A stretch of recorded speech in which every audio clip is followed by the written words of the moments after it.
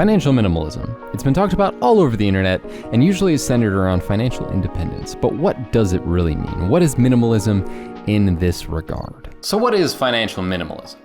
In my opinion, and nearly definitionally, financial minimalism is breaking down your finances, looking at them, and then living intentionally with what kind of finances that you have. So it's about reducing your expenses as well as getting rid of things that you don't need to in order to live a more minimalist lifestyle that helps you out financially. So when it comes to this, and when it comes to embracing financial minimalism, you really need to just let go of some things and to kind of think about the way that your finances can work a little bit differently. And I'd say in the United States, the bottom line here is to do something that most of us don't do.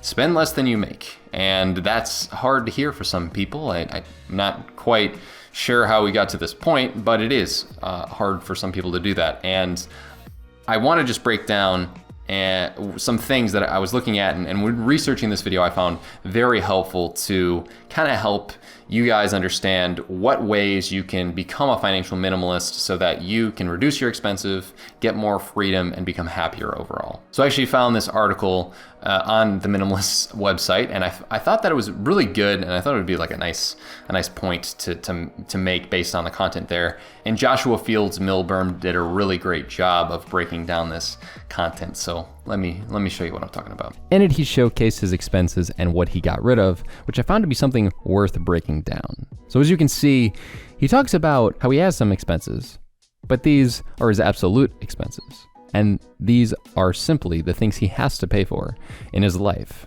So he has rent, he has utilities, he has car insurance, he has gas that he has to use when he drives. There's some food, he's got to eat. That's how it works. He has to put money into his savings. I mean, many people don't think about this as an expense, but if you're going to retire at all one day, you do need to put that away. And you also need to focus on health insurance and medical expenses if you're living in the US. And it is technically optional to have a cell phone or pay for it, as well as gym memberships. And in this, he has way less expenses than he used to because he no longer has a house payment since he sold his house and rents. He doesn't have homeowner's insurance. He doesn't have renter's insurance. No car payment as it's paid off. He doesn't have television and doesn't need to pay for it. Therefore, he doesn't pay for new clothes every month because he probably wears the same thing every day. He doesn't have multiple credit cards, and he doesn't spend his money on a bunch of junk. As you can see, it's all about kind of figuring out ways that you can reduce those expenses. And when you get down to the bare bones of expenses of what's needed, you then kind of feel free. And while it may seem difficult to do some of these things just right off the bat, I will say you can chip away at them slowly but surely and eventually really achieve full financial minimalism. Be me. That was going to be a bad joke. No. So like me, I found this gray shirt a while ago, okay? When I saw some Matt D'Avella videos, I was like, man, I'd like to be this guy. I just want to wear black and gray shirts all the time. That'd be dope. And basically I went to Old Navy and found I think I have 12 gray and black shirts. Between the Banana Republic shirts I have and the Old Navy ones, it's like under $100 for like my whole wardrobe. I know they're like $5 to $10 a piece, I think. Maybe the Banana Republic ones are more like 15. I know the Old Navy ones were like $5.50 at the time.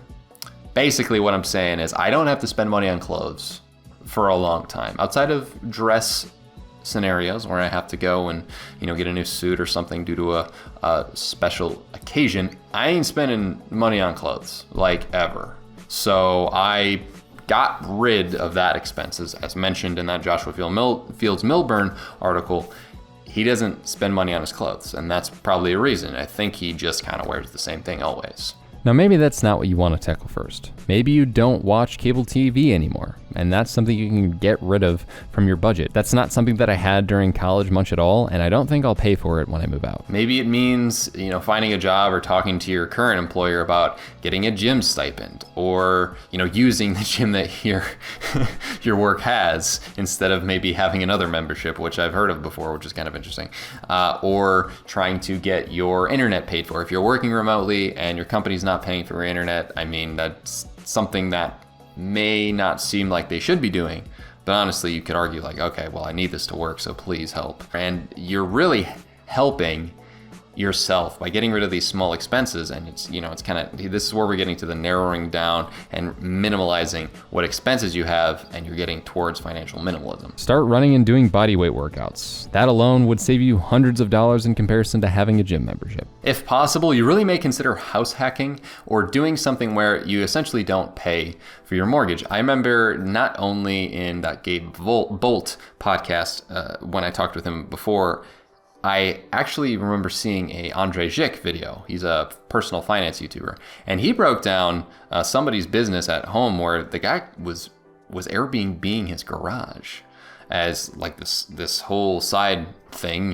I think he was living on the West Coast, if I recall, I think California, and essentially he had it so automated that the code to get into the Airbnb would be the person's phone.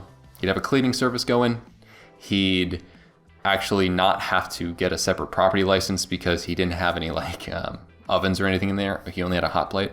And basically he automated himself towards paying for his mortgage and making a little bit on top of that. So these are things that you could think of doing, and they're possible. Last year, I had minimalist YouTuber Gabe Bolt on the podcast, and he actually talked about this with me in depth. It doesn't have to be this weird, strict budgeting thing that you do, financial minimalism necessarily. I just gave you some references towards, lowering expenses. And now, while some of you may think, okay, that's cool and all, but I don't know how practical that is for me, that's just some ideas to then get you to have less expenses. And when you have less expenses, one, you could spend more on things that you want to do.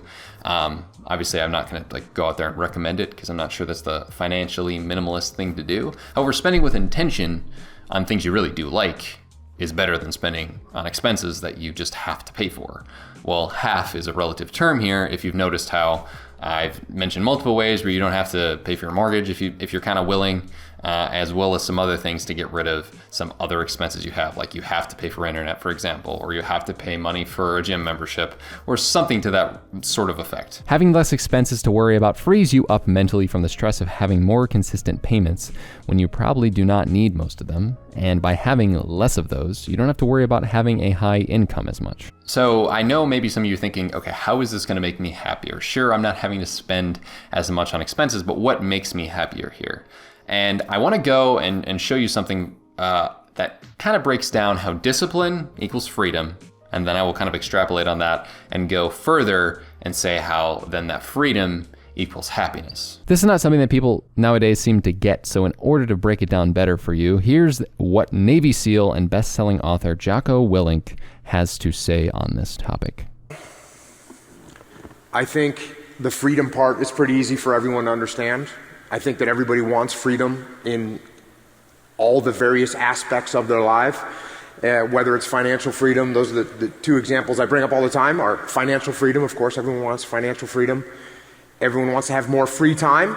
Those are two really easy examples to understand. And if you want to have financial freedom, well, then how are you going to get there? The answer is you have to have financial discipline. If you don't think that guy, that hardworking, jacked, very successful individual knows what he's talking about, I wouldn't tell him, because I'm not saying he'd mess you up, because he's probably a very well respected and trained military man. I'm putting out a fair warning. I will say that, it's kind of obvious there, and there's some other people who've mentioned how discipline equals freedom. I'm the best marathon runner of all time, in my opinion, as well as many others. Eliud Kipchoge, the guy who broke 2 hours, if you remember, he preaches how discipline equals freedom. The man's from Kenya, is a millionaire, barely has anything, and is probably the happiest man I've ever seen. If you see this man talk about anything, he's so grateful, and it's not because he has the money. He'd be grateful without it. But he has a lot of discipline, and he knows that discipline will equal freedom to him. And when people are free and they don't have the weight of all these negative things coming at them, you feel happier overall. So that's kind of what I want to break down to you guys in this video about financial minimalism. I hope you found it helpful. If you have any other questions for me or have any other tips yourselves towards being financially minimalist, please break them down, write them down in the comment section, and I will see you guys in the next one.